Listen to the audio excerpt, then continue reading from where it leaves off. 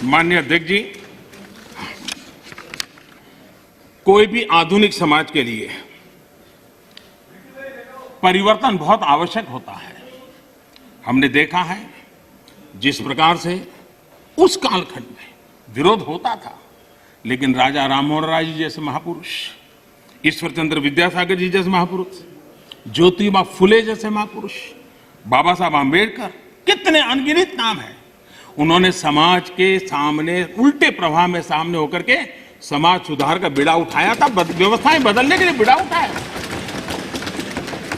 और कभी ने तो किसी ने जिम्मेवारियां लेनी होती है। ऐसी चीजों का शुरू में विरोध होता है, जब बात सत्य पहुंचता है तो लोग इसको स्वीकार भी कर लेते हैं। और हिंदुस्तान इतना बड़ा देश है, कोई भी निर्णय 100% सबको स्वीकार्य हो, ऐसा संभव ही नहीं हो सकता है। ये देश विविधताओं से भरा हुआ है। किसी एक जगह पे वो बहुत लाभ करता होगा, किसी जगह पे कम लाभ करता होगा, किसी जगह पे था जो पहले के लाभ उसको वंचित करता होगा। लेकिन ऐसी तो कितने बड़े देश में व्यवस्था नहीं हो सकती है कि हम उसमें कोई, लेकिन एक लार्जर इंटरेस्ट, देश में निर्णय जो होते हैं लार्जर, सर्वजन हिताय सर्वजन सुखाय निर्णय होते हैं और उसको लेकर के हम काम करते हैं। माननीय अध्यक्ष जी, ये सोच के साथ मेरा विरोध है। जब ये कहा जाता है मांगा था क्या हम सामंतशाही हैं क्या, कि देश की जनता याचक की तरह हमसे मांगे, उनको मांगने के लिए मजबूर करें? ये मांगने के लिए मजबूर करने वाली सोच लोकतंत्र की सोच नहीं हो सकती। माननीय अध्यक्ष, सरकारें संवेदनशील होनी चाहिए।